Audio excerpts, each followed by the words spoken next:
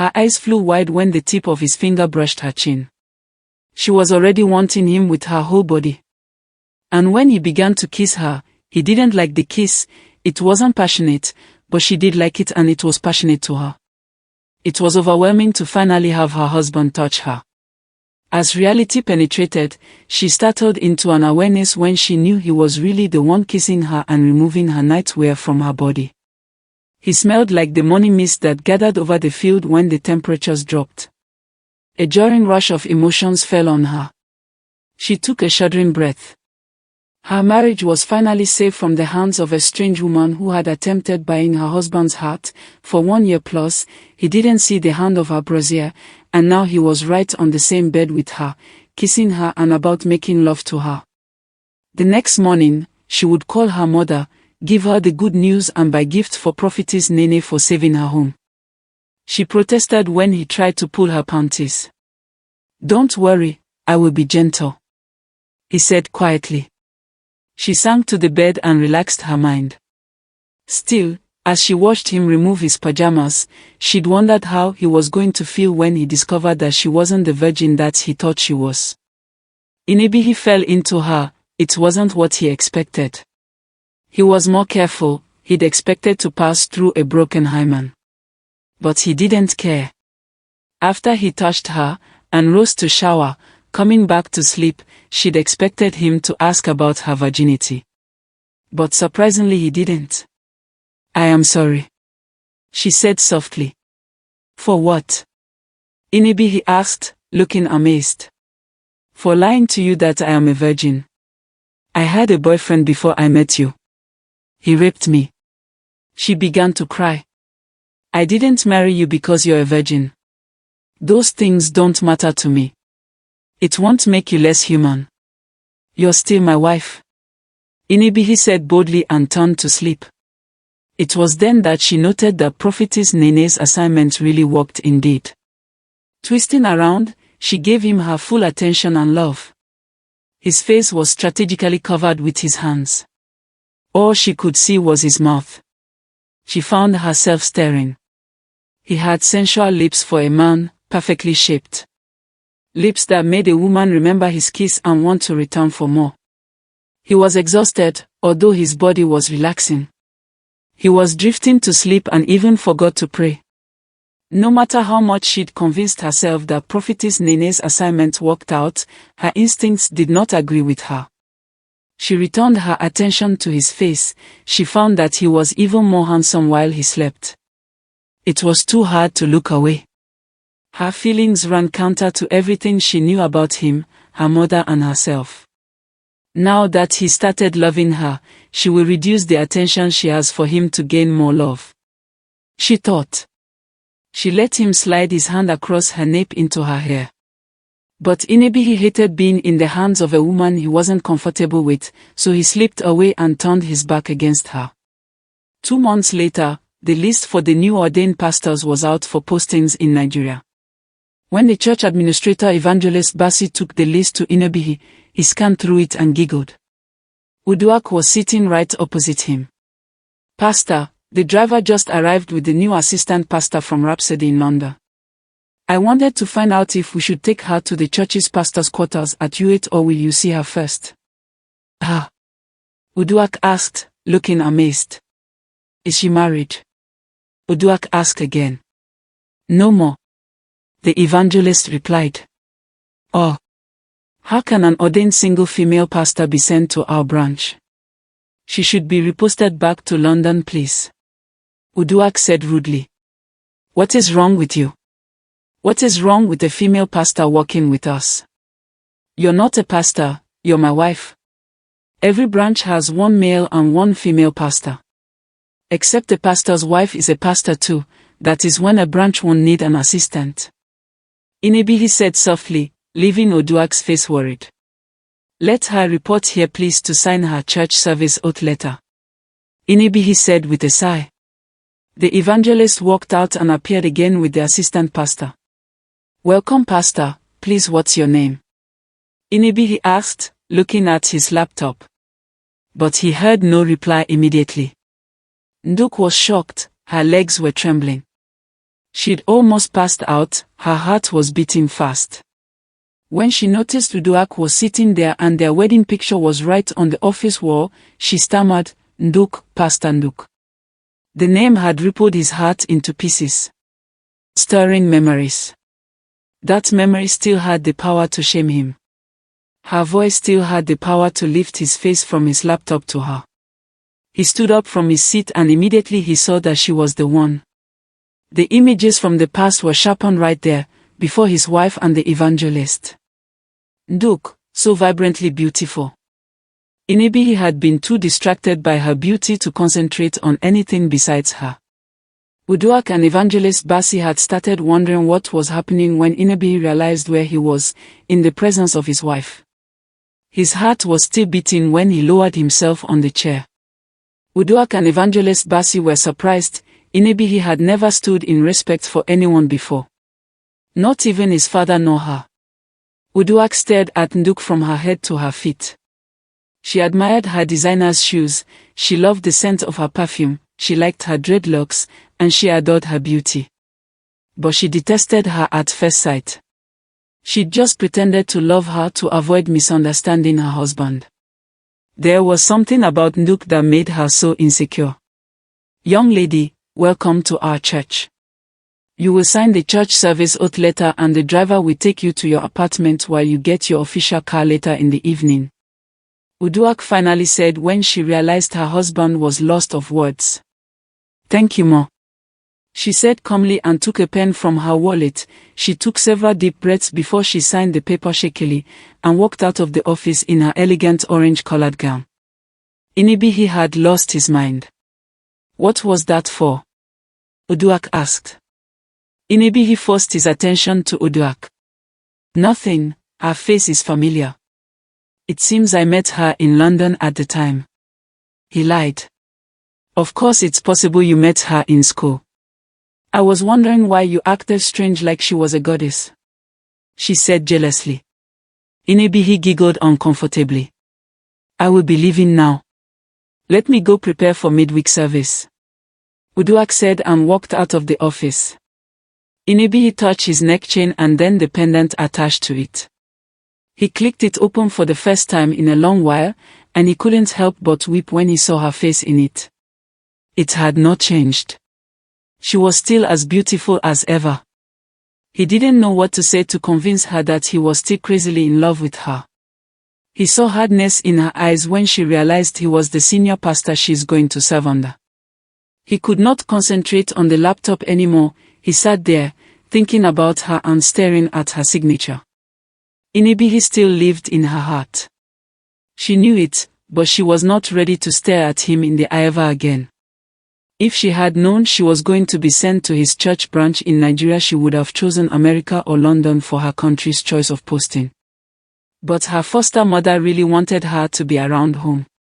After the midweek service, Pastor Inibehe introduced Nduke as the new assistant pastor. The church welcomed her excitedly and in unison.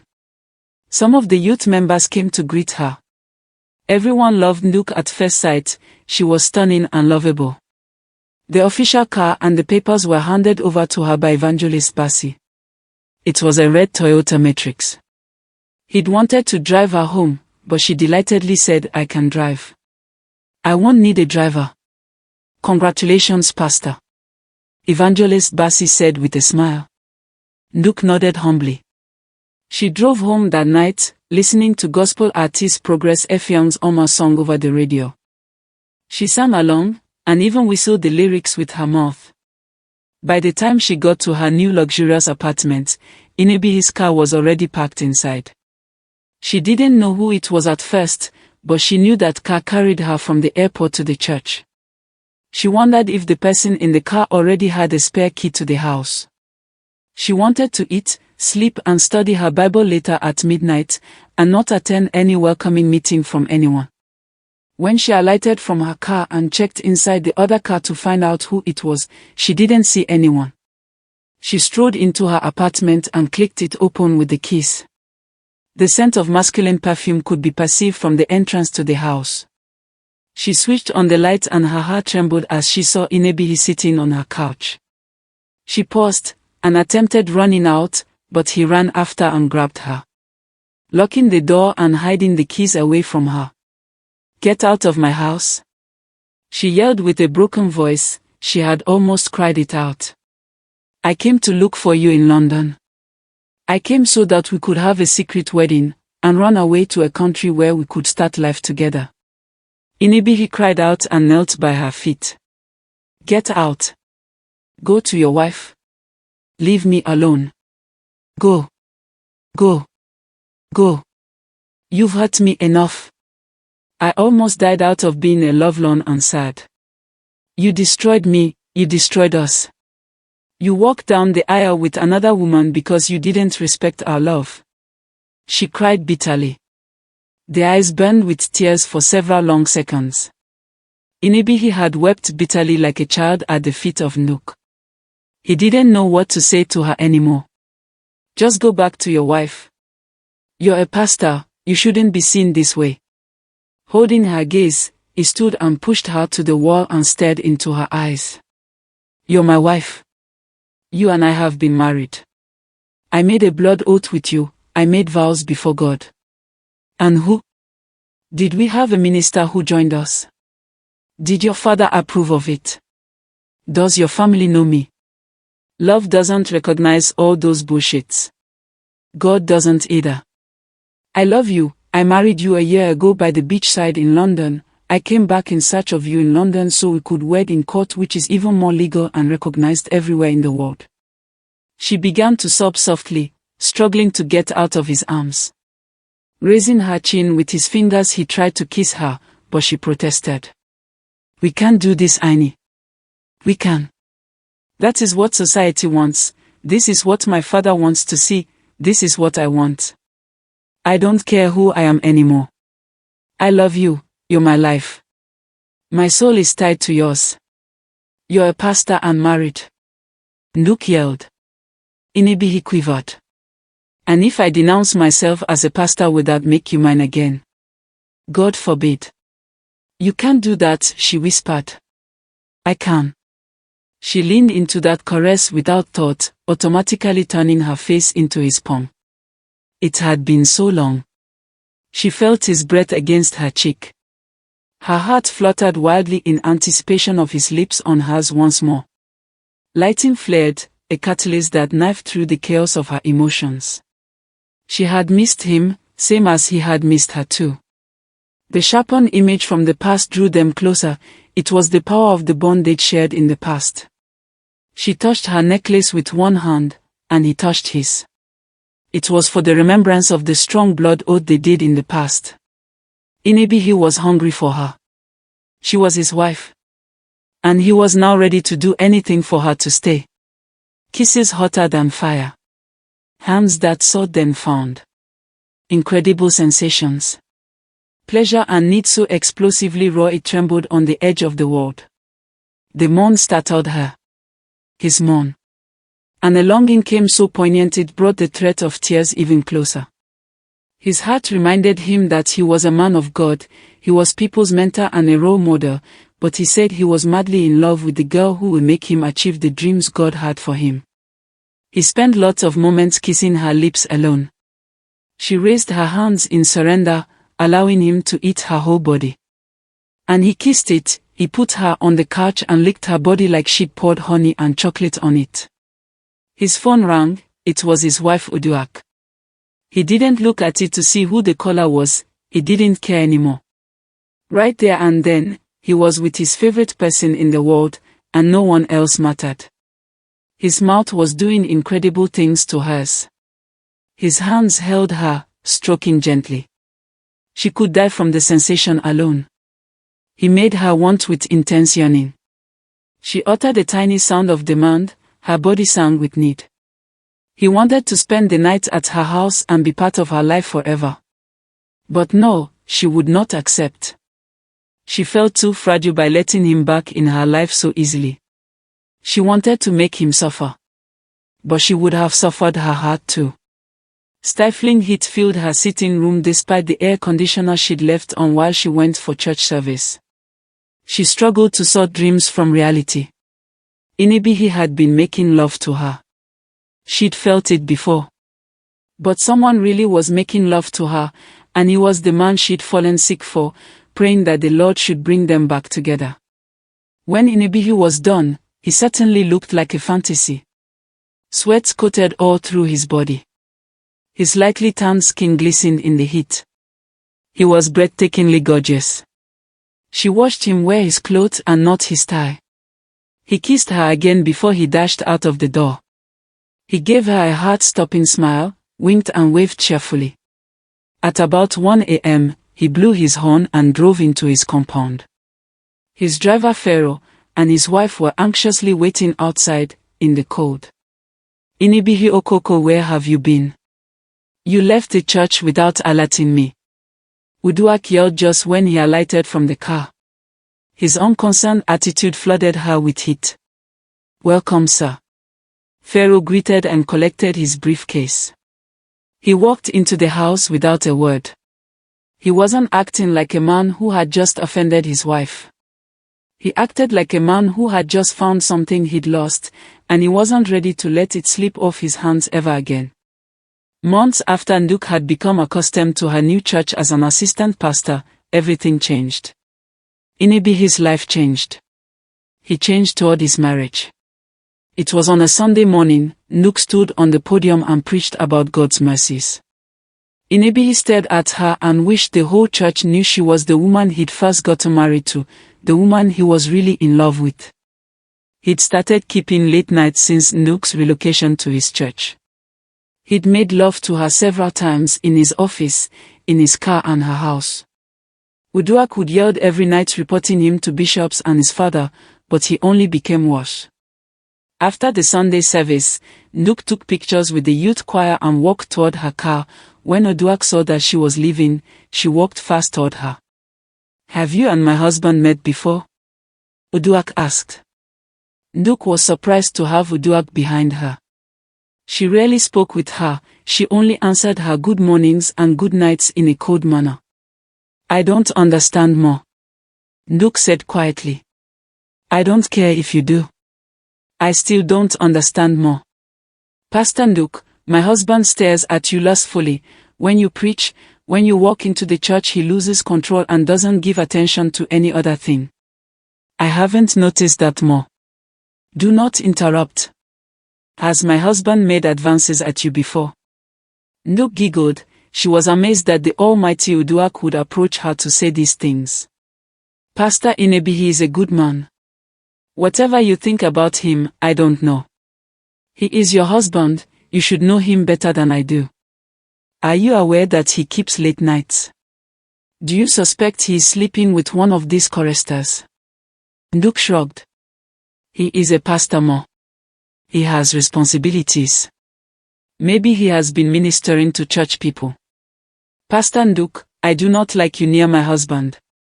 I don't like to see you two talk. He is different when he talks to you, and I am not comfortable with it.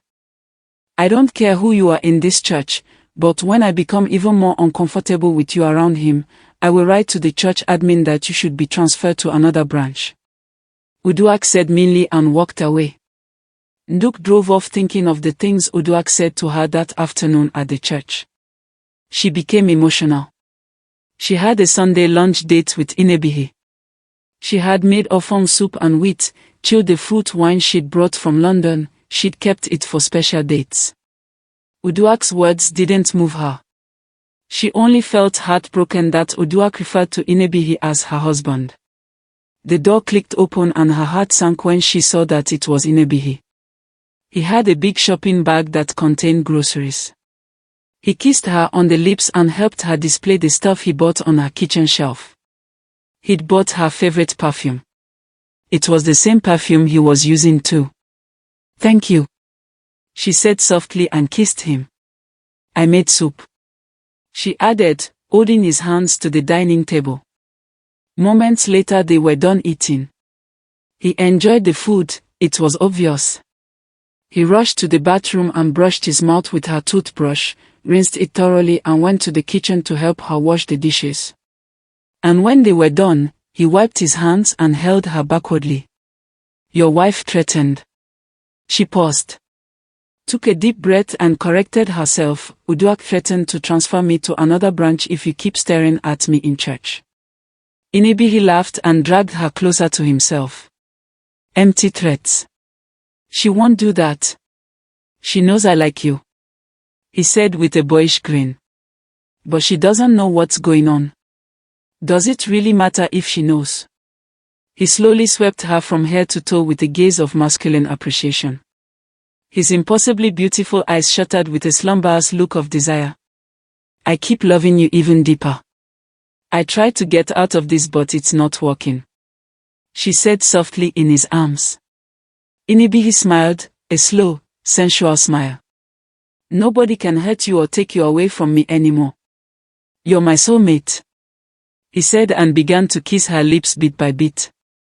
Her brain stopped functioning. Fantasies, memories, erotic dreams all flooded into her awareness in a rush. Inibehe knew if he attempted making love to her, she would dissolve. If he didn't, she would die. He reached out. The room receded. Lightly, almost reverently, he threaded his fingers in her dreadlocks. You're the love of my life. I am never tired of you. Mutely, she stared at him. The doorbell suddenly rang. The amount of adrenaline pumping through her body couldn't possibly be a good visitor. She stared at Inibehe. Stay here, don't come out, she whispered to his ears. But he didn't care whoever it was. She walked slowly toward the door, clicked it open and her heart fell. She became confused and totally ashamed. A throaty chuckle traveled down her spine. Nduke's face flushed a deep, dangerous crimson and her chest rose and fell like a nip tide. Oh my God! Nduke squealed. What a surprise visit, she added. Inibehe had risen from the seat to pay more attention to who Nduke was talking to. Smiling her ferocious social smile, she closed the door behind her and was so uncomfortable within herself. They were the girls from the youth choir, and there were 7 of them. We've come to help you do house chores and some cleaning, Pastor Nduke, one of the girls said excitedly. Oh my dears, thank you so much. I do not have chores or anything to do now. I did that yesterday. Thanks a lot, Nduke said, smiling sheepishly. We saw the pastor's car parked here. Is he inside? Another girl asked girlishly. Oh no my dear. Nduke blushed. He brought it for my mechanic to handle it, she added. Okay pastor, bye-bye, God bless you, the girls said in unison as they prostrated and walked out of the compound. She inhaled a deep breath and went inside the house. Inibehe waited in the sitting room for her, smiling. When she saw his face she began to laugh. I was so damn scared, she exaggerated. I know. I heard from your voice, Inibehe said and laughed out loud. What if it was Uduak? Inibehe asked, staring at her eyes. He shrugged. She doesn't know here. I don't want to talk about her. He smiled as if he knew exactly what she meant. He closed the distance between them, stroking the fire of calling desire building low in her belly. You're eating me up alive with that look. Did you know I used to dream about how we got married on the island and our house was built in the middle of a marathon street in London? And just us lived in this world and no one else, he said thickly. She laughed out so loud, excitingly staring at his face. He pulled her blouse up through her head. She smelled of sweat and cologne, of freshly mowed grass and sunscreen lotion. And such a combination was so unbearably stimulating for Inibehe. You're gorgeous my love, he whispered wondrously. You're my everything. And God brought us together for good. You will remain the love of my life. The prayer came from his soul, a whispered plea to heavens for help. He carried her in his arms and walked to the bedroom. He laid her carefully on the bed and began to kiss her incredibly. The kiss started out as soft as a sigh, as potent as an explosion. Every nerve in her body short-circuited. His mouth moved with slow deliberation, tasting, sampling, savoring. The kiss lasted forever, over in the blink of an eye. She parted her lips, staring at him helplessly. He smiled and lowered his mouth to hers once more. He probed the hot, moist cavern of her mouth with his tongue. He'd been there in her house for hours, making love to her. His phone rang countless times, but he didn't answer the call. His sister Siphon called his father and his wife. When he was done, and he stared directly at the phone, he'd wondered why his father and his sister called almost at the same time. His expression went from frowning concern to careful neutrality. Not long after he wore his clothes, a text message got into his phone. "I will be at your office tomorrow, something important to discuss with you. Cheers, baby sister." After he read it, he was relieved. It was almost 12 midnight. He clasped his hands in Nduke's hand and prayed for a few minutes. And after the prayers he kissed her and drove home. When he got to his gate and Pharaoh opened it, he was surprised to see his father's car parked in the garage. "Pharaoh," he called out to his driver. "Sir." Pharaoh ran to where he stood. "What's happening in the house? Why is Daddy here?" "I don't know, sir. He came here at 7 p.m. I hear as Madam they cry for he did tell I'm sorry," Pharaoh said. Inibehe now had an idea why his father was in his house. He boldly walked into his sitting room, and when his father saw him he wouldn't let him say a word. He walked toward him and gave him a thunderous hard slap on his cheeks. "Where are you coming from, Udo?" he asked with a baritone voice. Inibehe held his cheeks and experienced a quiver of fear. Uduak was sitting down on the single sofa. She was mute all through the bishop's presence. "I ask you again, Udo, where are you coming from? You keep your wife lonely at night and go to God knows where. From today let it stop. We gave you a driver, but you go out alone," he yelled. "You married her for me. Take her along with you as you're going out," Inibehe said and walked away. "Udo, come back here. Even your elder brother has never walked out on me." Inibehe slammed his bedroom door and slept off.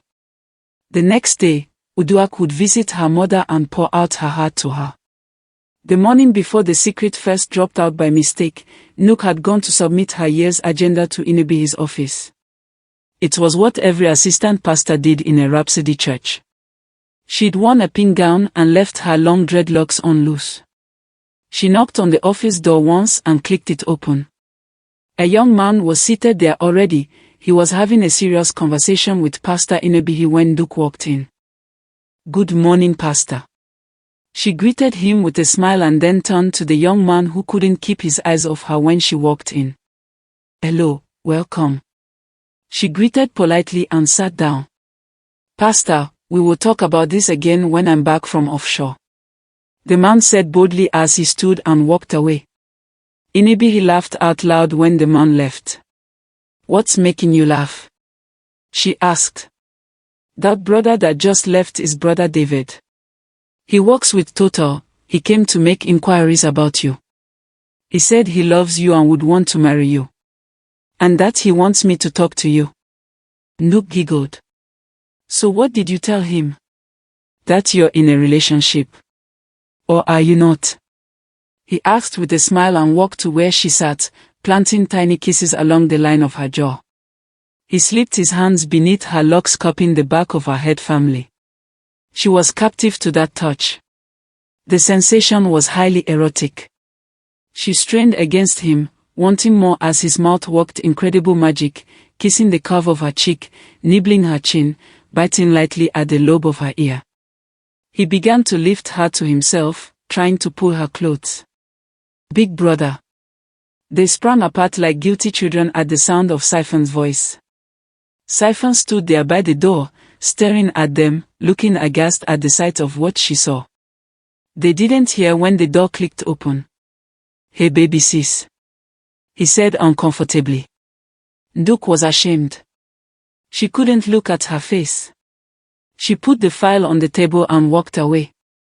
"Ini, what are you up to? Do you know who you're?"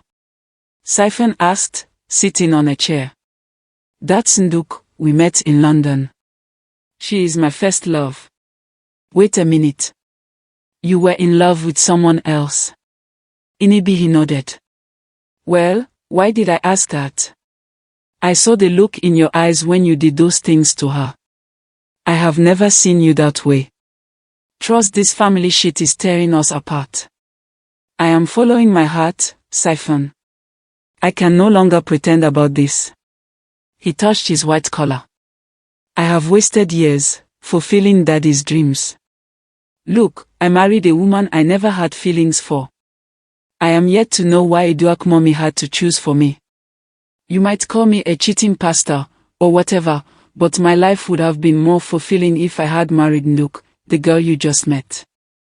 It would have been better if I never went to missionary school. I am used to being a pastor. I enjoy God's kingdom, I enjoy preaching. But my marriage to the wrong woman ruined it all. Whenever I am in the hands of Nduke, I become someone else. I feel good. I have never felt that way with my wife. He said fiercely under his breath. Tears ran out of his sister's eyes. Uzoro disobeyed Daddy. I heard he got married to someone else 3 months ago in Iket. He didn't disobey Daddy, he followed his heart. He would have married you if his heart was for you. I wish I could change the hands of time. I would have married Nduke a long time ago. I mean in the church. By now, we won't be hiding to do all of this. You really love her? Siphon said calmly. He nodded. I came to tell you that I have been in love with someone else a long time ago. Just after your wedding. When Uzoro got married to someone else, I was happy. I'm really happy. Now he has given us the opportunity to settle down. I will be visiting him next month. Who is this guy? Laura Dixon, my best friend. He asked, looking surprised. She nodded. How come you're just telling me this? Because he told me not to tell you yet until the right time. He told me not to make the same mistake you've made. And when I realized I was almost in the same shoes as you, I had to correct it immediately, and follow my heart. I will be in Jamaica by next week to see him. We will get married in court, before we come to see Daddy. In case of anything, give blessings. Siphon and Inibehe became emotional as they hugged themselves. I wish I was this bold enough, he said to himself. Though she didn't sleep, Uduak remained in bed, lying on her back, staring at the ceiling. The room was bright and warm and filled with the scent of vanilla air freshener. She lay naked beside Inibehe. He'd come back home quite early on that day. She was surprised. He lay on his stomach, his cheek on his arm, the pillow half across his face. The sheet loosely covered him. She could see the definition of his muscles. He slept like a baby, unmoving and unaware of her staring. For a long time she wondered and thought about what she was doing in Inibehe's house. Tomorrow she will go to her mother and then prophetess Nene. She would do whatever she would be asked to do. Finally, easing off the bed, she recovered her nighttrail and wrapper from the floor where she had carelessly discarded hours ago. She thought Inibehe was going to touch her, but he didn't. After he had a shower he jumped on the bed and slept off as usual. Sinking to her knees, she didn't know what her purpose on earth was anymore. She began to sob softly. She thought of the man she'd loved. He was older, a widower. Her father would have fainted immediately if he'd heard that his daughter was sleeping with an older man. But she felt loved in his arms. It was almost 2 years, and her husband had not touched her. She didn't know what to do or say anymore. She only stared at him until she slept off too. Uduak drove as fast as she could to her mother's office. From there, they drove to Prophetess Nene's house. Mommy, I am not a happy woman, she said sadly. I have prayed, fasted, but Inibehe gets worse by the day. He keeps late nights, talks to me when necessary, and worst of all, doesn't touch me. I have been married for almost 2 years, Mom, and yet this man has touched me just once. I knew he never loved you. Even when I told your father, he still said he wanted you to be married to that boy. This is my worst mistake, mommy. As they drove along a street that leads to Prophetess Nene's house, she began to cry uncontrollably. Can't God just make me happy? I mean, just for once. Nene will sort it out. Our mother consoled. When they got to Prophetess Nene's compound, they noticed that it was dry and empty. After they'd knocked on her door for moments, a young man came out from another apartment. Who owned they find? He asked rudely. Good morning, I am looking for the prophetess. Uduak said. That fake prophetess. She dey sell. What? Uduak's mother asked surprisingly. Yes, one man come arrest am since last week. She do fake prophecy for the man, chop the man money. Uduak became weak instantly. She didn't know what to do. She got into her car, while her mother ran after her. She drove off with a bitter heart. After she dropped her mom, she drove to ministers' meeting at the church. She entered the church like a wrathful, all-knowing Jehovah. She snubbed everyone and walked straight to her seat. Nduke led in the opening remark of the meeting. As she was talking, her eyes became dim, she became weak and fell unconsciously on the floor. Inibehe's heart fell as he stood immediately and ran toward her. He carried her like a baby and ran to the car. Uduak was heartbroken. The other ministers ran after them. Open the car door. Inibehe yelled at one of the pastors. He almost cried. But he controlled the tears in his eyes as he drove to the premier hospital in town. She opened her eyes weakly as he opened the car door and tried to carry her. The smoky flare of his eyes was all the encouragement she needed to stay strong. Call the doctors. He yelled at the nurses who came with a stretcher to take Nduke. Uduak stood at the church like a statue. She wondered why her husband would take Nduke's fall on the podium so seriously, like his life depended on it. She suspected it might be more than just being a good pastor, but she wasn't sure if her instinct was right. Moments after Nduke was admitted, Inibehe was left alone in the room with her. He held her hands and muttered a few words of prayers. You're healed in Jesus' name. He'd never prayed like that before. Excuse me, sir, we will have to talk to her husband. The female voice came in. She was the doctor. Inibehe stood up and said boldly, I'm her husband. She is fine. It's just stress that made her faint. She will be discharged today. But we discovered something, sir. The doctor said, smiling. What's that? Inibehe asked with a shaky tone. She is pregnant. Congratulations, sir. Inibehe sank down on the nearest chair. The emotions churning inside him were nearly as overwhelming as they'd been when he first kissed her. Tears blurred her vision when Inibehe told her that they were expecting a baby. She thought of the people she was going to hurt, the people who believed in her, the church members, her foster mother, and the way people will look at her. Inibehe was Uduak's husband, and everyone knew that. Nobody was going to understand why she had to get pregnant for someone's husband. Being a pastor was going to give people the guts to say more. Inibehe didn't care about what people might think. All he knew was that he was having a baby with the love of his life. He'd bought her roses and love cards from the gift store. He drove her home that same day in her car, and after he'd bathed her and made her dinner, he carried her in his arms and placed her on the sofa, putting the remote control in her hands. He kissed her on the forehead. I will be back in a jiffy. Let me shower and get some stuffs at home.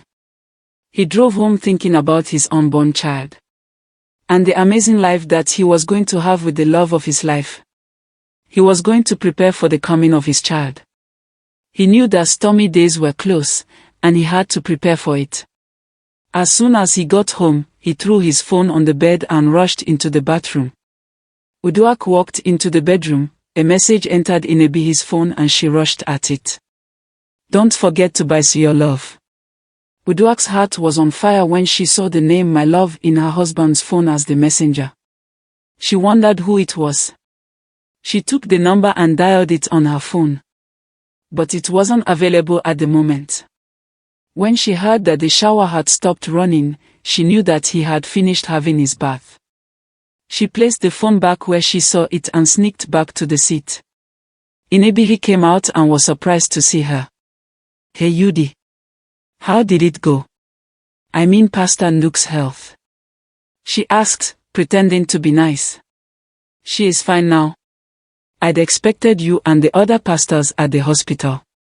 I ordered them not to come," she said arrogantly. "Why?" "Because you took it upon your head to carry her in your hands like she is your wife."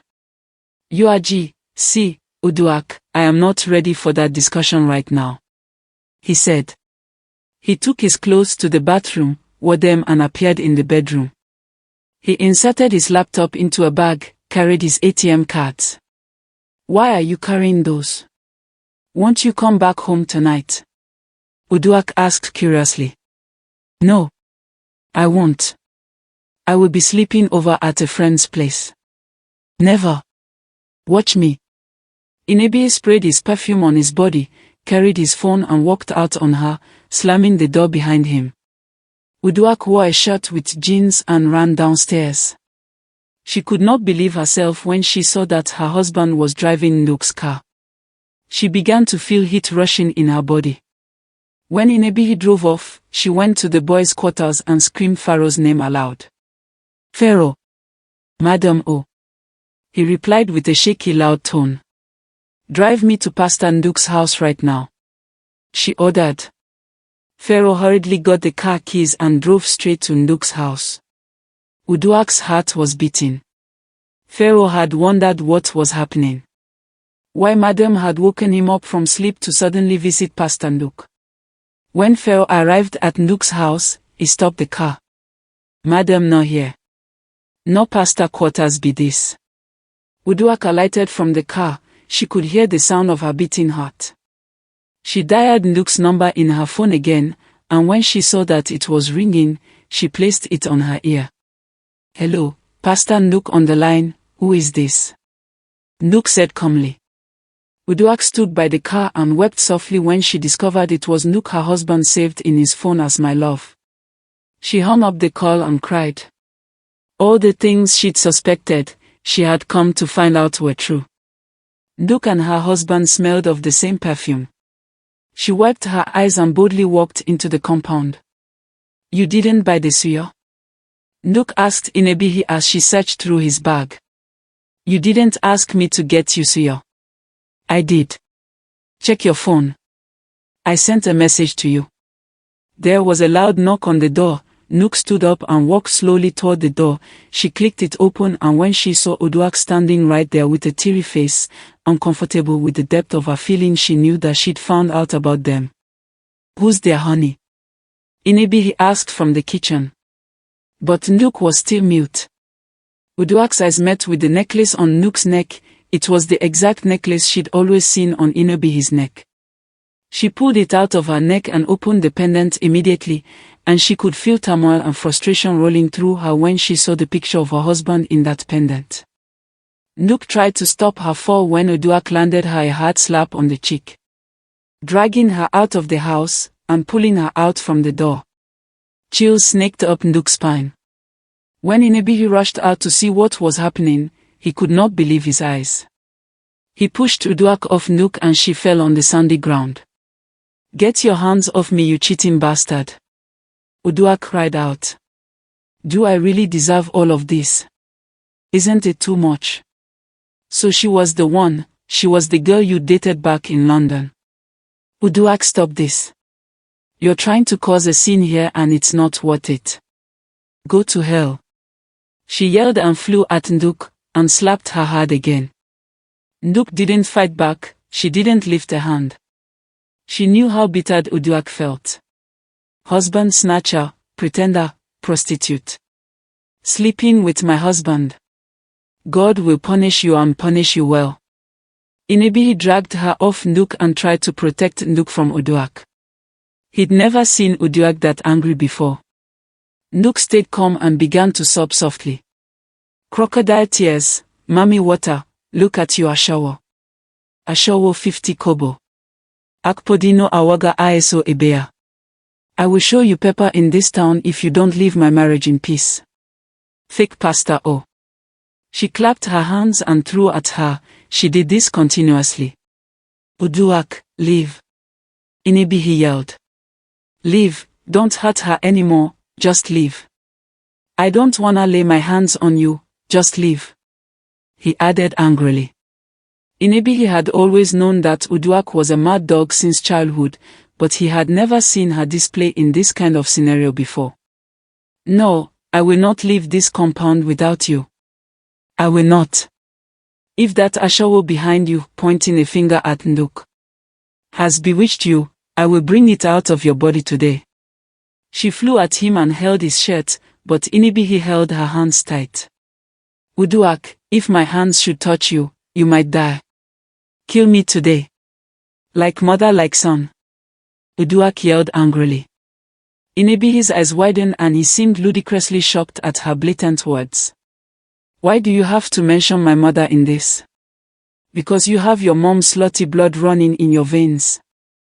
Inibehe rushed at her, but Nduke held him tight. Please, never lay your hands on woman out of anger. You're a gentleman, don't pass the boundary. Nduke said softly. There were sounds all over her body. Uduak laughed aloud crazily. Just look at. Deceive yourself. I have regretted falling in love with you, cheat. I wish I can come out of it that easily. But your whore of a mother promised that you were going to be my loving husband. She said it. She convinced your father, and they both agreed. But if I had known that you were going to be this useless, I would have disgraced that whore of a woman called Valerie. She will rot in hell. She said, laughing out loud. What are you talking about? What did my mother do to you that you render insult on her even in death? Your mother took my father away from my mother. I caught them 6 years ago, sleeping with each other on my mother's matrimonial bed when she'd left for pilgrimage in Jerusalem. They'd done it countless times, and I always caught them. Of course I wanted to tell the church, and expose them. But they'd begged. They knelt down and said I should ask for what I wanted, and I said 10 million naira and you. She offered them. But you turned to be useless to me. She never wanted anyone to hear of this, and I kept the secret for years. I couldn't even tell my own mother. She cried out loud. You still need me to keep the secret, or I will tell everyone of your mother's frivolous life with my father, Bishop Abib. She clapped and then laughed. It's going to make the headline news. Your father will hear of it, every member of Rhapsody worldwide will hear of it, the church will stop flourishing, and everyone will vanish. Come. Into the thin air. And when the news gets cold, I will then narrate the story that happened this moment. How I caught my husband, the popular pastor Inibehe Okoko, son of Bishop Cosmos Okoko, sleeping with his assistant the prostitute Nduke. Do not call her that. Go to hell, tell whoever cares to hear about what you've seen, tell them all the dirty secrets, now get out of here now. Inibehe yelled angrily and dragged her out of the compound, locking the gate with a bolt. His heart was heavy with all the words Uduak said to him about his mom and her dad. Tears ran down his eyes as he walked toward Nduke and hugged her tight to himself. They used me to cover their dirty secrets, he muttered. He felt saved in her hands as he wept bitterly.